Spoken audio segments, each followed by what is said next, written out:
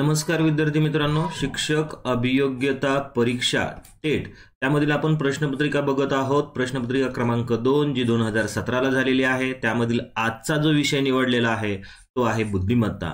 बुद्धिमत्तेचा हा भाग क्रमांक 5 आहे। पाठीमागील भाग बघितले नसतील तर या व्हिडिओच्या डिस्क्रिप्शन मध्ये ते भाग दिलेले आहेत आणि आमच्या चॅनलला सबस्क्राइब केलं नसेल तर प्लीज सबस्क्राइब करून घ्या।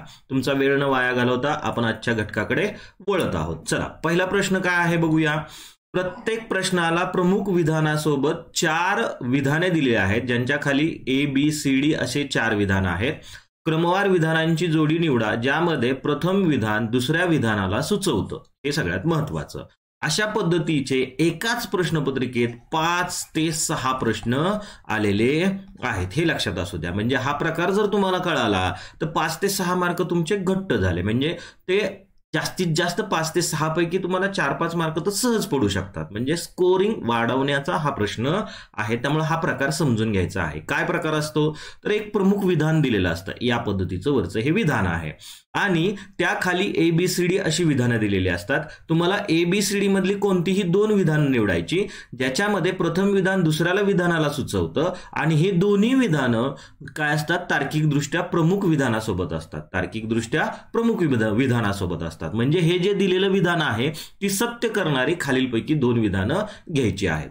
मग या ठिकाणी काय केलेलं असतं तर दोन्ही पॉझिटिव्ह असतात। म्हणजे या ठिकाणी बघा, जर मी पौष्टिक खाल्ले तर मी स्वस्थ राहणार। म्हणजे पौष्टिक खाल्ले पॉझिटिव्ह आहे, त्यानंतर स्वस्थ राहणार पॉझिटिव्ह आहे। असं पॉझिटिव्ह आलं की खालील पर्यायातलं सुद्धा पॉझिटिव्ह असण्याची शक्यता दाट असते। कारण या ठिकाणी जर निगेटिव्ह घेतला, आता बघा निगेटिव्ह सी आणि डी घेतो मी।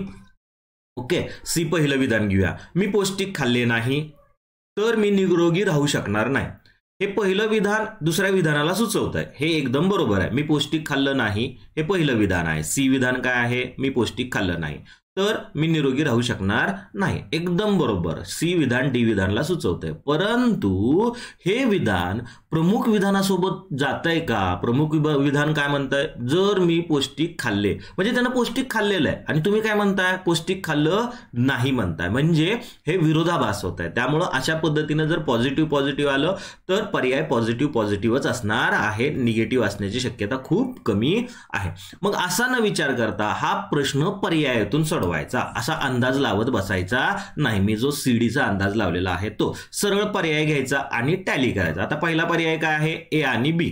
ओके, बघा मी काय म्हणतोय, पर्यायातून जायचं ए आणि बी। म्हणजे पहिलं विधान ए गृहीत धरायचंय, दुसरं बी धरायचंय। ठीक आहे, पहिलं विधान ए बघा, मी पौष्टिक खाल्ले मी स्वस्थ राहिलो। मी पौष्टिक खाल्ले मी स्वस्थ राहिलो। पहिलं विधान पौष्टिक खाल्लं, बरोबर। ते विधान दुसऱ्या विधानाला सुचवतंय का, बीला, मी स्वस्थ राहिलो, बरोबर आहे। पौष्टिक खाल्ल्यामुळे तो स्वस्थ राहिला। म्हणजे पहिलं विधान ए विधान बी विधानाला सुचवत आहे। प्लस हे दोन्ही विधानं या मूळ विधानाशी सहमत आहेत का, हे वरचं जे मूळ विधान लिहिलेलं आहे त्याच्याशी सहमत आहेत का? जर मी पौष्टिक खाल्ले तर मी स्वस्थ राहणार, हो सहमत आहेत। म्हणजे पर्याय ए बी। एक 2 ते 3 सेकंदाच्या आत हा प्रश्न सुटत आहे, फक्त सराव असला पाहिजे। ठीक आहे, तार्किक क्षमता तुमचं काय करणार आहे, कॅल्क्युलेट करणारा हा प्रश्न आहे। यातला दुसरा एक प्रकार असतो, या ठिकाणी किंवा येतं। किंवाचा अर्थ काय असतो तो मी त्या विधानामध्ये समजून सांगतो। जर मी पौष्टिक खाल्ले किंवा या पद्धतीचं किंवा जर आलं या ठिकाणी तरच्या, तर त्या ठिकाणी कॅल्क्युलेशन किंचितसं बदलतं। ठीक आहे, ते कसं बदलतं त्या ठिकाणी मी सांगतो। चला, याच ह्याच्यामध्ये प्रश्न आहे, पर्याय क्रमांक ए आला आपला।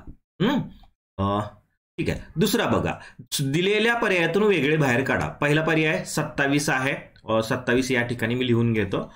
दुसरा काय आहे, 37, 47 आणि 67 यापैकी वेगळी संख्या शोधायची आहे। तुम्हाला लगेच लक्षात येईल 27 ही संयुक्त संख्या आहे, कारण तिला 3 ने भाग जातोय म्हणून 27च बाजूला निघतंय। कारण बी सी आणि डी याच्यामधला 37, 47 आणि 67 या कसल्या संख्या आहेत, मूळ संख्या आहेत। या संख्या कसल्या आहेत, मूळ संख्या आहेत। 1 ते 100 पर्यंतच्या मूळ संख्या तुमच्या तोंडपाठच असल्या पाहिजेत। जसं मी सांगतो 2, 3, 5, 7, 11, 13, 17, 19, 23, 29, 31, 37, 41, 43, 47, 53, 59, 61, 67, 71, 73, 79, 83, 89, 97. मी 25 मूळ संख्या तुम्हाला सांगितल्या, गाण्याच्या स्वरूपात असतील किंवा फास्ट असतील. ह्या मूळ संख्या जर तुम्हाला माहित असतील तर या पद्धतीचे प्रश्न 1 ते 2 सेकंदाच्या आत तुम्हाला सुटणार आहेत क्लिक करण्यासाठी जो काही वेळ लागेल तो.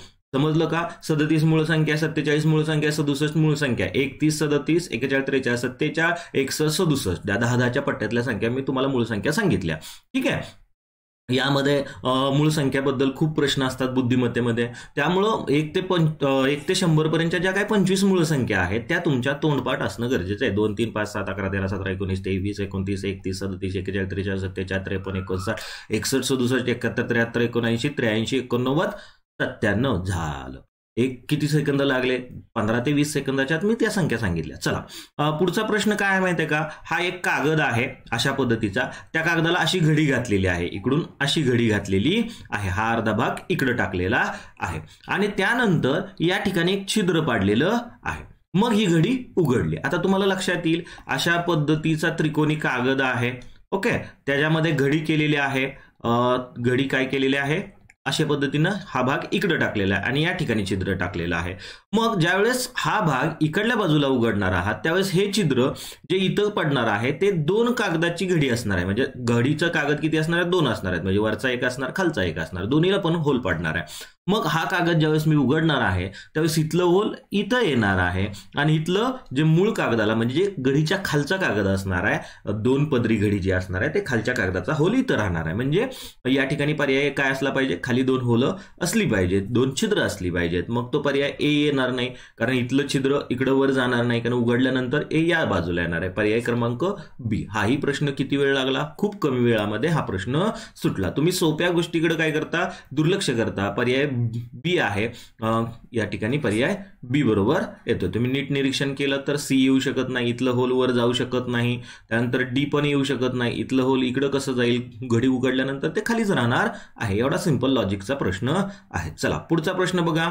खालील आकृतीमध्ये किती सरळ रेषा आहेत? सरळ रेषा मोजत असताना मुलं काय करतात बघा, कसे मोजतात? 1, 2, 3, 4, 5 कळतच नाही की कुठली मोजली कुठली सोडली.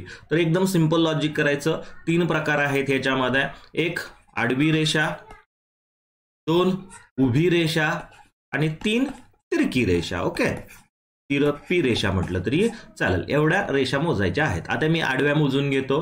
1, 2, 3, 4, 5. आडव्या किती आल्या? 5. उभ्या मोजूया.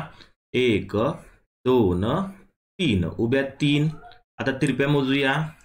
1, 2, 2. किती झाल्या? 5 आणि 3 8 आणि 2 10. संपला विषय. एका क्रमाने मोजलं तर तुमचं उत्तर चुकणार नाही, परंतु एकदा आडवी मोजली, मग तिरकी मोजली, मग आडवी मोजली, मग उभी मोजली, तुमचं काय होणार आहे? कन्फ्युजन होणार आहे. कुठली धरली कुठली नाही धरली. त्या असं काहीतरी लॉजिक लावायचं आहे, ज्या लॉजिकमुळे तुम्हाला प्रश्न सोडवणं सोपं जाणार आहे. आता हा प्रश्न काही अक्षरे घाळ केली आहेत, त्या क्रमाने दिलेल्या पर्यायापैकी एक पर्याय याच्यामध्ये काय करतोय? बसतोय. घाळ केलेला हा प्रश्न आहे. ठीक आहे. या पद्धतीचे प्रश्न तुम्हाला 25 स्कॉलरशिप मध्ये मिळून जातील. मी प्रश्न लिहून घेतो. ए डॅश, त्यानंतर ए, इथनं प्रश्न लिहितो. ए डॅश ए, त्यानंतर परत डॅश, त्यानंतर बी आहे. ओके, हा बी घेतला, त्यानंतर डॅश, त्यानंतर ए बी, त्यानंतर ए आणि डॅश. आता बघा एकूण अक्षर किती आहेत ते आधी मोजून घ्यायची. 1, 2, 3, 4, 5, 6, 7, 8, 9, 10, 11, 12 अक्षर असणार आहे. 12 अक्षराचा सेट आहे. मग तो सेट काय केला जातो? एक आकृतीबंध असतो, तो परत परत रिपीट होत असतो. तो आकृतीबंध ज्याला समजला, पटकन लक्षात आला, त्याला हा प्रश्न पटकन सुटतो. पर्यायातनं ठेवत बसलात तर तो आकृतीबंध सुद्धा तुम्हाला समजेल. आता बघा, आकृतीबंध काढण्याचे एक थोडंसं ट्रिक्स असतात. काय असतात? तर हे 12 आहेत. 12 आहेत म्हणल्यानंतर एक तर हा सेट 6-6चे 2 सेट असतील आकृतीबंधामध्ये, किंवा 3, 3, 3, 3, 3, 3चे 4 सेट असतील, किंवा 4, 4, 4 अशा पद्धतीचा आकृतीबंध असणार आहे. याच्याशिवाय दुसरा कुठला आकृतीबंध असणार नाही. मग जो जास्त असतो तो असण्याची शक्यता दाट असते. त्यामुळे हा आकृतीबंध चेक करूया आपण 3-3चा, म्हणजे 3-3 एकत्र काढूया. मग या ठिकाणी बघा ए डॅश, नंतर तिसरा काढला, असा तिसरा घेतला आपण. कलर बदलू का तुम्हाला लक्षात येईल, म्हणजे आकृतीबंध लक्षात आला का नाही की पटकन याचं उत्तर येतं. मी 3-3चा सेट करतोय, हा 3 त्यानंतर हा 3. आता या 3चा आणि या 3चा विचार करूया. पहिल्यांदा ए आलं, इथं पण पहिल्यांदा ए आलं. दुसऱ्यांदा ए, इथं डॅश दिलाय म्हणजे इथं ए असण्याची शक्यता आहे. तिसरं बी. ओके, इथं काही नाहीये, इथं बी दिलाय म्हणजे या ठिकाणी बी असेल. म्हणजे मी लिहून घेतो, हा बी लिहिला आणि या ठिकाणी ए लिहिला. याच्यावरून समजलं की मला इथं ए असण्याची शक्यता आहे. शक्यता म्हणतोय, आपण टॅली करतोय. इथला बी इथं असण्याची शक्यता आहे. म्हणजे आकृतीबंध आपला काय तयार झाला, ए ए बी. आता इथं गॅप आहे, पहिले 3 घेऊया आपण. या ठिकाणी पण काय असणार आहे, ए असणार आहे. ए बी बसला की, बरोबर बसला. म्हणजे पहिला ए, दुसरा ए, तिसरा बी बसला. आता चौथा हा जो सेट आहे त्याच्यामध्ये बघूया, ए इथं बी टाकला, झाला ए बी वाला आकृतीबंध आहे आणि तो आपल्याला सापडला. समजा 3-3 मध्ये नाही सापडला तर 4चा सेट करा, 4-4 मध्ये नाही सापडला तर 6चा करा. अशा पद्धतीचाच असणार आहे. मग या ठिकाणची संख्या आधी मोजून घेणं गरजेचं आहे. म्हणजे आपलं उत्तर काय आलं, बी ए बी हे गाळलेली अक्षर आहेत. बी ए बी हा 2 नंबरचा पर्याय आहे. बी ए बी बरोबर बसत आहे. बी ए बी, यालाही जास्त वेळ लागत नाही. आता बघा, ए बी सी डी या 3 आकृत्या मिळून एक श्रेणी तयार होते. क्रमाने ह्या आकृत्या पुढे चाललेल्या आहेत आणि त्यांच्यात एक काय आहे, श्रेणी आहे. म्हणजे काहीतरी नियम ठरलेला आहे किंवा त्यांच्यात त्या प्रकारचे साम्य आहे. म्हणजे या आकृत्या ज्यावेळेस पुढे चालल्या त्यामध्ये काहीतरी साम्य, काहीतरी लॉजिक लावलेलं आहे. परंतु यामध्ये एक आकृती इतरांपेक्षा निराळी आहे. तुम्हाला या 4 पैकी वेगळी आकृती निवडायची आहे. बघा, आता पहिली आकृती बघितली, या ठिकाणी मध्ये गोल आहे आणि एक रेषा आहे. दुसरी आकृती बघितली, मध्ये गोल दिलाय पण या ठिकाणी 2 रेषा दिल्यात. अरे, दुसऱ्या आकृतीला 2 रेषा दिल्यात. तिसऱ्या आकृतीला बघूया, गोल दिलेला आहे, मध्ये गोल तर कंपल्सरी आहे आणि या ठिकाणी रेषा मात्र किती दिलेल्या आहेत, 3 दिल्यात. इथं 1, इथं 2, इथं 3. आणि रेषा देत असताना कोणत्या तरी एका बाजूला दिल्यात, लेफ्ट साईडला किंवा राईट साईडला. या ठिकाणी लेफ्ट साईडला, या ठिकाणी लेफ्ट साईडला, या ठिकाणी राईट साईडला. कुठं का असताना आपल्याला काय करायचं, एक क्रम आहे, मध्ये गोल आणि साईडला एक रेषा मारलेली. इथं 2 मारल्यात, इथं 3 मारल्यात, म्हणजे इथं 4 असायला पाहिजे. मारल्यात का 4 रेषा? हो, मारल्यात. परंतु एका साईडला मारल्यात का, एकतर लेफ्ट साईडला पाहिजेत किंवा राईट साईडला पाहिजेत. एका साईडला मारलेल्या नाहीयेत. म्हणजे ही आकृती काय आहे, आपली वेगळी आकृती आहे. पर्याय क्रमांक डी. कारण या बाजूला ज्या 4 रेषा आहेत, इथं 2 आहेत, इथं 2 आहेत. परंतु इकडला पॅटर्न बघितला तर कोणत्या तरी एका साईडला, लेफ्ट साईडला, राईट साईडला, 1 साईडला रेषा मारलेल्या आहेत, इथं 2 साईडला रेषा मारलेल्या आहेत. त्यामुळं हा पर्याय काय निघतोय, बाजूला निघतोय. नीट निरीक्षण केलं. किती वेळ लागला आपल्याला, 2 ते 3 सेकंदामध्ये हाही प्रश्न सुटून गेला. तुम्हाला सोपे प्रश्न काय करायचे, पटपट सोडून घ्यायचे. नंतर राहिलेला वेळ हा थोड्याशा मध्यम प्रश्नाकडे जायचा आहे आणि मध्यम प्रश्न पण सुटून गेले की मग राहिलेला वेळ हा अवघड प्रश्नाकडे जायचा आहे. म्हणजे तुम्हाला काय होईल, कमीत कमी वेळामध्ये जास्तीत जास्त मार्क. आता हा सहसंबंध दिलाय, पहिल्या शब्दाचा दुसऱ्याशी संबंध आहे तसा तुम्हाला जोडी ओळखायची आहे. आता बघा, निलयला व्हेंट्रिकल असं म्हणतात आणि तो कशाचा भाग आहे, हृदयाचा भाग आहे. म्हणजे हार्टचा एक काय आहे, अवयव आहे किंवा हार्टचा एक भाग आहे म्हटलं तरी चालेल. म्हणजे इथं अवयव आणि त्याचा हा एक भाग दिलेला आहे. 2 नंबरला अवयव आणि त्याचा एक पार्ट या ठिकाणी दिलेला आहे, तसं बघायचं आहे. आता तळे हा अवयव आहे का, नाही. म्हणजे हा प्रश्न बाद झाला. मेंदू हा अवयव आहे का, हो आहे. आणि मेंदूचा हा प्रमस्तिष्क भाग आहे का, हो भाग आहे. मेंदूचा प्रमस्तिष्क, अनुमस्तिष्क, मस्तिष्क पुच्छ यासारखे भाग असतात. म्हणजे मेंदू अवयव, या ठिकाणी हृदय अवयव, प्रमस्तिष्क मेंदूचा भाग, इतर हृदयाचा निलय भाग. म्हणजे हा पर्याय यासारखा आहे. खालचा बघा, रक्त हा अवयव नाहीये आणि रक्तामध्ये अस्थिबंधन हा रक्ताचा भाग नाहीये. ओके, तो हाडाचा भाग येऊ शकतो. हात हा अवयव आहे परंतु हाताचा भाग महारोहिणी म्हणजे ही जी वाहिनी आहे ती हृदयात असते, हृदयाचा भाग आहे महारोहिणी. म्हणजे हाही पर्याय येत नाही. पर्याय बाद करता आले पाहिजेत. पटपट आपल्याला हा प्रश्न सुटतो. चला पुढचा प्रश्न बघूया. अर्थपूर्ण परिच्छेद निर्माण करण्यासाठी खाली P Q R S T ही 5 वाक्ये योग्य क्रमाने पुनर्रचना करा. म्हणजे याचा काय करायचा आहे, घटनाक्रम लावायचा आहे आणि मग पुनर्रचना केल्यानंतर म्हणजे या घटनेचा क्रम लावल्यानंतर तुम्हाला तिसरं वाक्य कुठलं असेल ते ओळखायचं आहे. अशा पद्धतीचे प्रश्न त्या ठिकाणी आलेले आहेत. तुम्ही एकदा हा क्रम लावला की याच पद्धतीचा प्रश्न परत 3 ते 4 वेळा त्याच प्रश्नपत्रिकेमध्ये असतो. त्यामुळे तो क्रम कुठेतरी एका ठिकाणी लिहून घ्यायचा. नंतर फक्त खालचं वाक्य वाचायचं. फक्त जे वाक्य होती, ती वाक्य आपल्याला आठवतात. अरे हीच वाक्य पाठीमागच्या प्रश्नात होती, कारण तुम्ही संगणकावर पेपर सोडवणार आहात. परत वाटलं तर पाठीमागे जाऊन तो प्रश्न शोधत बसू नका. वाटलं तर परत एकदा क्रम लावलेला असतो, तो पटकन आठवतो आपल्याला. आता वाक्य वाचून घेऊया म्हणजे आपल्याला क्रम लक्षात येईल.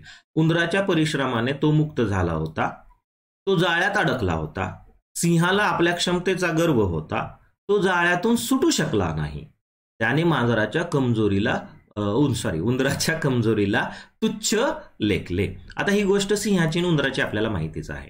मग या ठिकाणी पहिलं वाक्य कुठलं असेल? उंदराच्या परिश्रमाने तो मुक्त झाला. तो म्हणजे सिंह मुक्त झाला हा शेवट असणार आहे. तो जाळ्यात अडकला, जाळ्यात मुक्त होण्याच्या आधी जाळ्यात अडकला असेल. सिंहाला आपल्या क्षमतेचा गर्व होता का? हे पहिलं येणार आहे. सिंह आपल्या क्षमतेचा गर्व होता. आर. तो जाळ्यातून सुटू शकला नाही. बर, हा वाक्य आरच्या पुढे येऊ शकतं, पण खालचा आधी टी वाचून घेऊया. त्याने उंदराच्या कमजोरीला तुच्छ लेखले. मग सिंहाला आपल्या क्षमतेचा गर्व होता, म्हणजेच त्यानं काय केलं? उंदराच्या कमजोरीला तुच्छ लेखलं. आधी गर्व होता म्हणून त्यानं तुच्छ लेखलं, म्हणजे आर टी झालं दुसरं वाक्य. तर तुच्छ लेखलं पुढं काय झालं? तर तो जाळ्यात अडकला, म्हणजे क्यू वाक्य येणार आहे. अडकला, त्यानंतर तो जाळ्यातून सुटू शकला नाही, यस आला. आणि त्यानंतर उंदराच्या परिश्रमाने तो मुक्त झाला, शेवट झाला. आणि आपल्याला कुठलं वाक्य विचारलंय? तिसरं वाक्य काय आहे? क्यू आहे. हा क्रम कुठंतरी लिहून ठेवायचा कागदावर, आपल्याला सोपं पडतं. पर्याय क्रमांक 1. पुढचं प्रश्न असाच दिलेला असतो, फक्त पुनर्रचना केल्यानंतर खालीलपैकी कोणते वाक्य दुसरे येईल, कुठले वाक्य पाचवे येईल, कुठले वाक्य तिसरे येईल, असा प्रश्न फक्त फिरवलेला असतो. त्यामुळे तुमचा वेळ पण वाचतो. फक्त याच्यात गंमत असते की हा क्रम लावताना जर चुकलात तर तुमचे 4 प्रश्न पुढचे चुकले म्हणून समजा. त्यामुळे क्रम व्यवस्थित लावायचा. पहिल्यांदा क्रम लावत असताना किंचितचा वेळ गेला तरी चालेल, कारण त्याच्यावर पुढचे 4 प्रश्न डिपेंड असतात. ठीक आहे, चल पुढे बघा. प्रियांका तिच्या घरापासून पश्चिमेला चालत गेली. आता हा तुमचा कागद आहे असं समजा. हा प्रश्न एकदम सिंपल असतो. फक्त तो प्रश्न काय करतो आपण? डावा उजवा डावा उजवा डावा उजवा याच्यामध्ये कन्फ्युजन करतो. आता एकदा समजून घ्या डावा उजवं कसं असतं कागदाचं ते, आणि दिशा पण माहिती असतात तुम्हाला. ही आहे ती पश्चिम आहे, ही आहे ती दक्षिण दिशा आहे, बरोबर? कागदाच्या दिशा सांगतो. ही आहे ती पूर्व दिशा आहे, आणि ही वरची दिशा आहे ती उत्तर दिशा आहे. बघा, मी ज्यावेळेस इथं असेल या बाजूला ज्यावेळेस मी चालत जातो, कोणत्या बाजूला? या बाजूला. असं समजा की मी पूर्वेकडे चालत चाललोय, त्यावेळेस माझी उजवी दिशा, उजवा हात कुठे येणार आहे? खाली येणार आहे. डावा हात कुठे येणार आहे? वर येणार आहे. प्रत्येक वेळी काय करायचं? ज्या बाजूला जातोय त्या बाजूला आपलं तोंड आहे असं समजायचं. तुम्हाला कागद फिरवता आला तर एकदम सिंपल. कागद फिरून हा प्रश्न खूप सोप्या पद्धतीने सुटतो. फक्त माझ्या इथं हा कागद नाहीये, मला फिरवता येत नाहीये. एकदम सोपा प्रश्न आहे. चला, त्यानंतर या बाजूला जात असताना तुमची उजवी बाजू खाली येणार आहे, एवढं लक्षात आलं. या बाजूला जातात ज्यावेळेस तुम्ही पश्चिमेकडे जातात त्यावेळेस उजवी बाजू म्हणजे कुठे येणार आहे? वर येणार आहे. पश्चिमेकडे तोंड करून बघा, उजवी बाजू वर आली. ठीक आहे. असं समजा मी उत्तरेकडे चाललोय, वरच्या दिशेला चाललोय, तर आपली उजवी असणार आहे तीच उत्तरेकडे जाताना तिथली उजवी असणार आहे. आपली जी डावी असणार आहे, म्हणजे इकडल्या बाजूला उजवी असणार, या बाजूला डावी असणार आहे. उत्तरेकडे जाताना सोपं आहे. दक्षिणेकडे जाताना उलट करायचं. आपली उजवी असणार आहे, म्हणजे ही बाजू त्याची काय येणार आहे? डावी बाजू येणार आहे दक्षिणेकडे ज्यावेळेस तो जाणार आहे. तो बघा ना, तुमचं तोंड फिरून बघा, मी सांगतोय तसं विचार करा की तुम्ही तोंड दक्षिणेकडे केलेलं आहे, बरोबर? जर दक्षिणेकडे तोंड केलं तर ही बाजू डावी येणार आहे, ही बाजू उजवी येणार आहे. हे समजलं? आता हा प्रश्न सोडवूया आपण. ओके, आता काय म्हटलेलं आहे तो प्रश्न आपण वाचूया. बघा, प्रियांका तिच्या घरापासून पश्चिमेकडे चालत गेली. कुठं चालत गेली? पश्चिमेकडे चालत गेली. ओके, इथं मिडलला आहे असं समजूया. पश्चिम या इकडली दिशा आहे पश्चिम. वरचं उत्तर पण खोडलं का मी? इथं उत्तर लिहितो. काय? प्रियांका तिच्या घरापासून पश्चिम दिशेने चालत गेली, म्हणजे या बाजूला ती काय केली? चालत गेली, पश्चिमेकडे चालत गेली. ओके, पश्चिम दिशा ही आहे. किती किलोमीटर चालली? 25 किलोमीटर चालली, म्हणजे हे अंतर 25 मीटर आहे. 25 मीटर चालत गेल्यावर ती उजवीकडे वळाली. आता तुमचं तोंड पश्चिमेला आहे असं समजा. मग तोंड पश्चिमेला असेल तर तुमची उजवी दिशा वरची असेल का खालची असेल? बघा बरं, परत एकदा विचार करा. वरची असेल का खालची असेल उजवी दिशा? कारण ती उजवीकडे वळाली आहे ना. मग आता उजवीकडे वळायचं. वर वळावं लागेल का खाली वळावं लागेल? वर वळावं लागेल, म्हणजे उजवीकडे उजवी दिशा ही असणार आहे.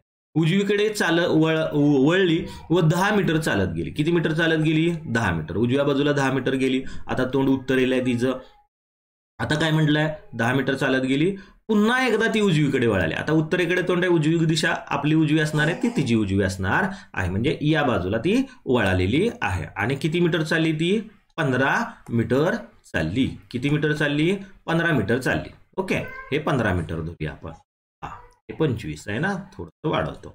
ओके, आता या ठिकाणी प्रियांका आहे. इथनं चालत गेली पश्चिमेकडे, त्यानंतर उजवीकडे वळाली, 10 मीटर चालली, त्यानंतर परत उजवीकडे वळाली.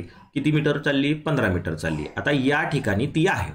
आता काय म्हटलेलं आहे ती की तिच्या प्रारंभ बिंदूपासून, प्रारंभ म्हणजे सुरुवातीचा, कुठनं सुरुवात केली तिनं, तर या पद्धतीने इथनं सुरुवात केलेली आहे असं समजूया आपण. इथनं चालत इथपर्यंत गेली, त्यानंतर उजवीकडे, त्यानंतर उजवीकडे आणि आता पोहोचली इथं.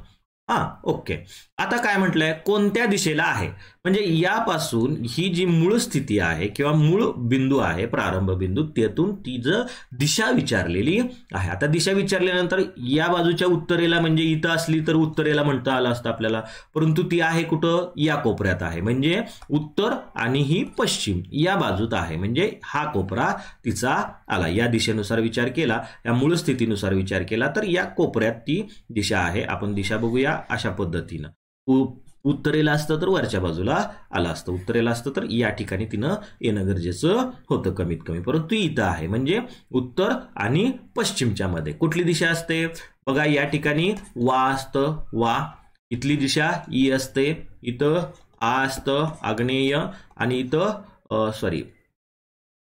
नैऋत्य असतं. ठीक आहे. बघा, हे लक्षात ठेवायची ट्रिक सांगतो. आई डोक्यावर उभी असते, आई, हे लक्षात ठेवा. आ खाली आणि हा ई वर. आ म्हणजे आग्नेय, ई म्हणजे ईशान्य, आणि वाई आडवी असते. वाई कुठं असते? आडवी आहे. वाईला टेबल लँड जो आहे ना, तो आडवा आहे, हे लक्षात घ्या. आणि आई काय केलंय? शीर्षासन करते, डोक्यावर उभी आहे आणि या कोपऱ्यात आहे. तुम्हाला या दिशा लक्षात येतील. म्हणजे एक तर तिची दिशा वायव्य असली पाहिजे, किंवा इंग्रजीप्रमाणे सांगितलं असेल तर उत्तर पश्चिम किंवा पश्चिम उत्तर दिशा असणार आहे. ठीक आहे, बघूया. पहिलाच प्रश्न उत्तर आहे बघा, उत्तर पश्चिम. कुठली दिशा आली तिची? उत्तर आणि पश्चिमच्या मधली दिशा उत्तर पश्चिम दिशा आहे. कारण इंग्रजीमध्ये त्याला वेगळी नावं नाही आहेत, नॉर्थ वेस्ट असं नाव आहे. या उपदिशा असतात, समजलं? किंवा एखाद्या वेळेस असं पण सांगतील, वायव्य म्हणतील, तर वायव्य आपलं उत्तर आहे. कशा पद्धतीने काढलं तुम्हाला समजलं असेल. एकदम सोपा प्रश्न आहे. आता बघा, पुढं विधान दिलंय आणि त्या विधानाशी संबंधित असलेला कोर्स खाली दिलेला आहे. म्हणजे बघा, विधान काय आहे? भारतातील विद्यार्थी आत्महत्यांची संख्या चिंताजनकपणे वाढत आहे. विद्यार्थी आत्महत्यांची संख्या चिंताजनकपणे भारतात वाढत आहे. मग कोर्स काय करावा किंवा काय त्याच्यावर उपाययोजना करावी? वार्षिक परीक्षा रद्द कराव्यात, हे बरोबर आहे का नाही? बाबा, आत्महत्या कमी करण्यासाठी वार्षिक परीक्षा रद्द केल्या तर आत्महत्या कमी होतील का, याचा विचार करा. किंवा सर्व कुलगुरूंना निलंबित करा. आत्महत्या वाढतात, त्याला जबाबदार कुलगुरू आहेत, त्यांना निलंबित करा. बरोबर आहे का ही आपण जी कृती करतोय, म्हणजे आत्महत्या कमी करण्यासाठी ही जी कृती करतोय, वार्षिक परीक्षा रद्द करणे किंवा कुलगुरूंना निलंबित करणे, त्यानं जर आत्महत्या कमी होत असतील तर तो कोर्स बरोबर असणार आहे. त्यानं जर आत्महत्या कमी होत नसतील तर तो कोर्स चुकीचा आहे. बघा, आता आपण पहिल्या विधानावर विचार करूया, पहिल्या कृतीवर. वार्षिक परीक्षा रद्द करा. आता वार्षिक परीक्षा रद्द केल्यामुळे आत्महत्यांची संख्या कमी होईल का? वार्षिक परीक्षेमुळे विद्यार्थी आत्महत्या करतात का? हो, मान्य.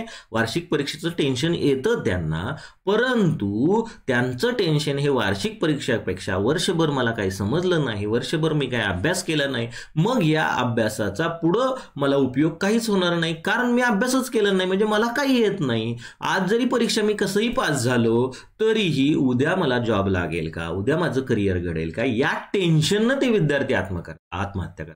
म्हणजे वार्षिक परीक्षा रद्द केल्याने आत्महत्याची संख्या कमी होणार नाही, ती संख्या वाढतच राहणार आहे. म्हणजे आत्महत्या कमी करण्यासाठी त्यांना एक तर खेळासारखीचा उपक्रम दिले पाहिजे, ज्याच्यामध्ये हार असते, जीत असते, जिद्द काय असते ते त्यांना कळेल. अशा प्रकारचे उपक्रम राबवले तर आत्महत्याची संख्या कमी होईल. त्याचबरोबर तुम्ही समुपदेशन करू शकता, ज्याच्यामुळे विद्यार्थ्यांना मानसिक टेन्शन, मानसिक ताणतणाव सहन करण्याची क्षमता प्राप्त होईल, किंवा तो मानसिक ताण टॅकल करण्याची क्षमता प्राप्त होईल. म्हणजे वार्षिक परीक्षा रद्द केल्याने आत्महत्याची संख्या कमी होणार नाही, म्हणजे हाही कृती योग्य नाही. सर्व कुलगुरूंना निलंबित करा. आता कुलगुरूंना निलंबित करून दुसरे कुलगुरू भरले तरीही आत्महत्या होणारच आहेत. कुलगुरूंना निलंबित करणे हाही कोर्स काय आहे?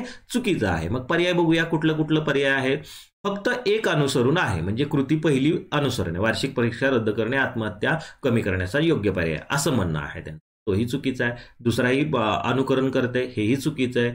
एक तर एक किंवा दोन अनुसरण करत आहे, हेही चुकीचं आहे. दोन्हीही अनुसरण करत नाहीत, विधानाशी योग्य तर्कसंगत कृती दोन्हीही नाही. का नाही हे लक्षात घ्या. मुलं इथं फसतात. वार्षिक परीक्षा रद्द केल्या की आत्महत्या कमी होतील, असं नाही ना होणार. आता बोर्डाच्या परीक्षा तर रद्द केल्या म्हणून आत्महत्या कमी होणार आहेत का? आत्महत्या कोण करतो? जो मानसिकदृष्ट्या स्टेबल नसतो, ज्याला जगण्यासंदर्भाची जी उमेद असते ती उमेद कमी झालेली असते. का? तर त्याचं मानसिक ताणतणाव असतो. म्हणून परीक्षा हे एक निमित्त मात्र असतं, असं माझं वैयक्तिक मत आहे. काही मुलांना परीक्षेचं टेन्शन येतं, पण ते का टेन्शन येतं? कारण ते मानसिकदृष्ट्या स्टेबल नसतात. म्हणून मानसिक समुपदेशन केलं तर ते चांगल्या पद्धतीनं जीवन जगू शकतात आणि परीक्षेचं टेन्शन टॅकल करू शकतात. ओके, खालील प्रत्येक प्रश्नात 2 विधाने दिलेली आहेत. 1 आणि 2 विधाने. हे विधान एकतर स्वतंत्र कारण असू शकतात आणि स्वतंत्र कारणाचे परिणाम असू शकतात. म्हणजे एक तर हे विधानं जे दिलेत त्यातलं एक कारण आहे आणि दुसरं काय आहे? परिणाम आहे. एक कारण आणि दुसरं परिणाम आहे.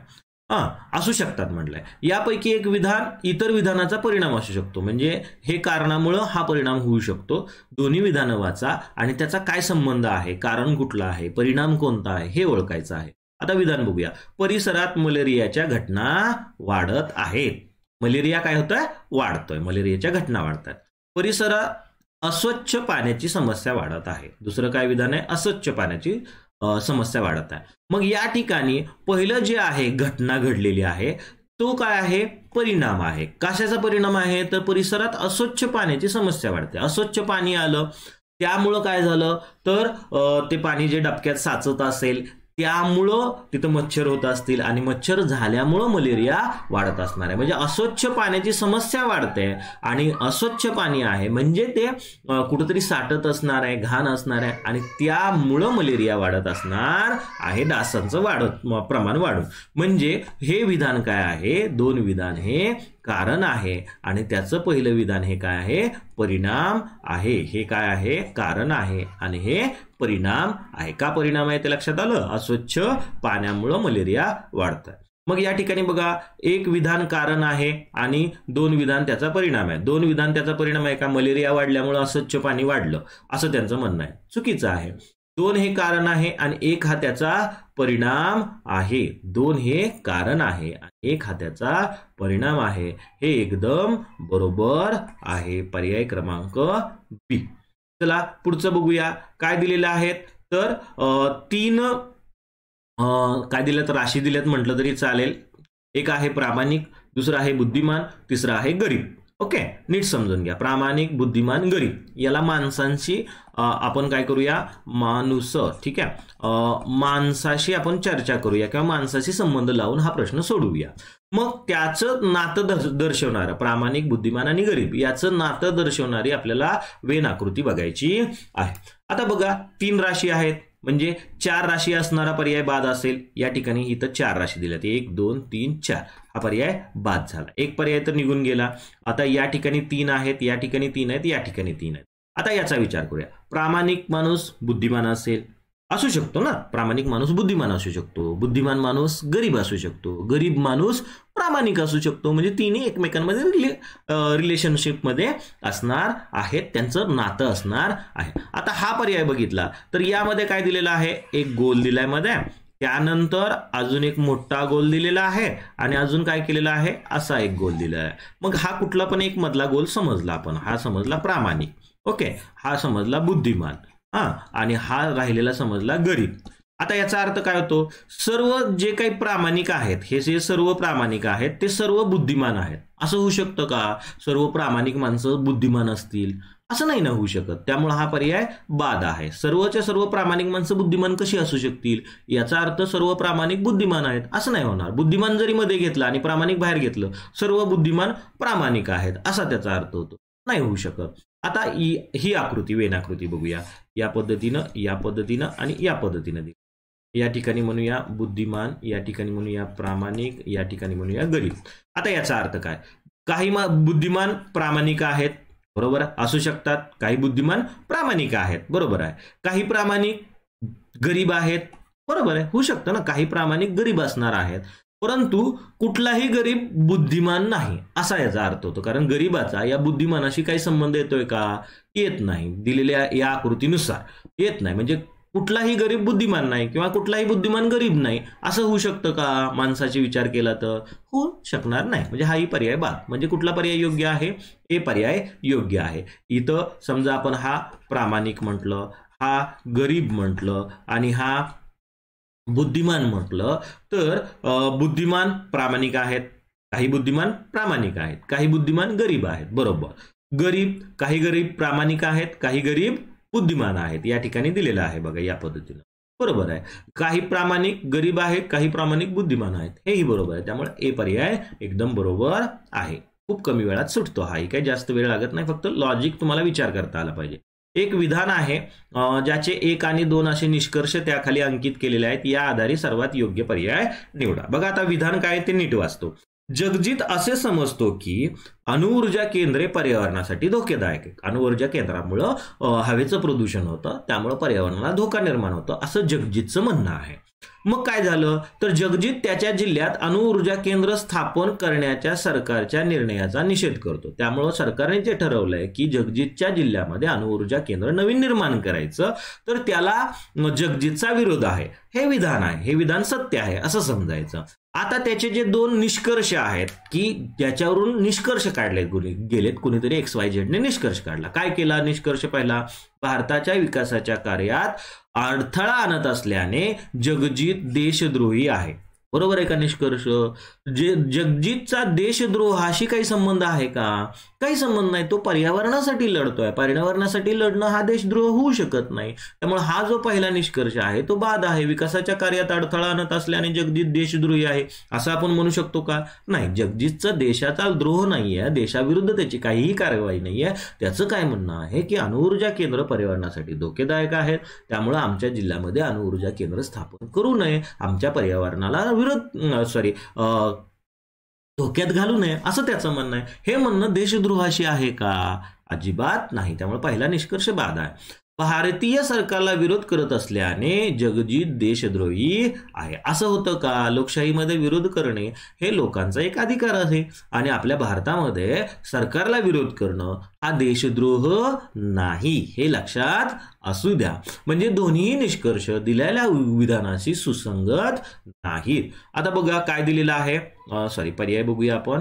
केवळ एक निष्कर्ष विधानास अनुसरून आहे, नाही. पहिला विधानाचा अनुसरून निष्कर्ष नाही, कारण दोन्ही निष्कर्ष अनुसरून नाहीत. कुठला पर्याय मग? दोन्ही विधान अनुसरून नाहीत, कोणताही निष्कर्ष विधानास अनुसरून नाही, हा पर्याय एकदम बरोबर निघत आहे. अशा पद्धतीचे सिंपलचे प्रश्न आहेत. काही प्रश्न अवघड आहेत, ते मलाही मान्य आहे, परंतु अवघड प्रश्नामध्ये जास्तीत जास्त आपला जो वेळ आहे तो घालवायचा नसतो, कारण पुढे सोपे प्रश्न दिलेले आहेत आणि त्यांना अपेक्षित हेच आहे की 120 मिनिटांमध्ये तुम्हाला 200 प्रश्न सोडवत असताना तुम्ही एखाद्या अवघड प्रश्नावर जास्तीत जास्त वेळ वाया घालवावा, म्हणजे पुढं तुम्हाला वेळ कमी पडेल आणि तुमचा स्कोर कमी येईल. म्हणजे या ठिकाणी तुमचं स्किल चेक केलं जाणार आहे की आयुष्यामध्ये सुद्धा खूप अडचणी येतात, कुठली अडचण वर लवकर मात करून आपल्याला पटकन जास्तीत जास्त रिझल्ट चांगला मिळवता येईल, हे आपल्याला त्यांचं आपल्याकडून हे स्किल अपेक्षित आहे.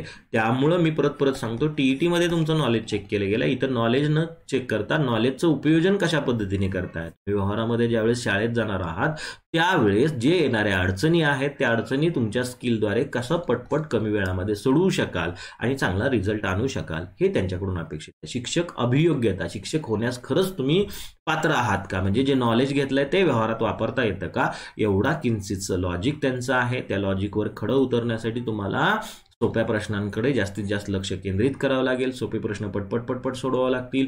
गंमत काय होते, स्कॉलरशिप सारख्या ज्या परीक्षा आहेत त्याच्यामध्ये आम्ही बघतो, या मोठ्या परीक्षांमध्ये सुद्धा आम्ही बघतो की सोपे प्रश्नच मुलांची चुकतात आणि मुलं अवघड प्रश्न सोडवण्यासाठी जास्तीत जास्त वेळ खर्च करतात. नुसत्या प्रश्नपत्रिकेमध्ये खर्च करत नाहीत, तर तयारी करत असताना, परीक्षेची तयारी करत असताना सुद्धा जास्तीत जास्त त्यांचा वेळ हा अवघड प्रश्नाकडे जातो. त्यांचं म्हणणं अवघड प्रश्न आले की सोपे प्रश्न येतात, असं होत नाही मित्रांनो. अवघड प्रश्न आला म्हणजे सोपा प्रश्न सुटतोच असं नाही. सर्व बाबी या सरावाशी निगडीत आहेत. ज्याचा सराव चांगला, ज्याचा व्ह्यू योग्य, त्याला प्रश्नपत्रिकेत जास्तीत जास्त मार्क पडतात. असे काही नमुने असतात की पूर्ण वर्षभर अभ्यास करतात आणि एकही प्रश्नपत्रिका सोडवत नाही. टाइम मॅनेजमेंटचं स्किल, पर्याय बाद करण्याचं स्किल हे त्यांना प्राप्त होत नाही. परिणामतः त्यांना अवघड प्रश्न सुटलेले असतात, परंतु स्कोर मात्र कमी झालेला असतो. ठीक आहे. हा व्हिडिओ शेवटपर्यंत बघितला त्याबद्दल खूप खूप धन्यवाद. आमचं चॅनल सबस्क्राईब केलं नसेल तर आत्ता सबस्क्राईब करून घ्या. क्वालिटी ही ई क्लासेसवर तुम्हाला मिळून जाईल. Thank you very much. भेटूया पुढच्या व्हिडिओमध्ये. See you in the next video. Bye bye.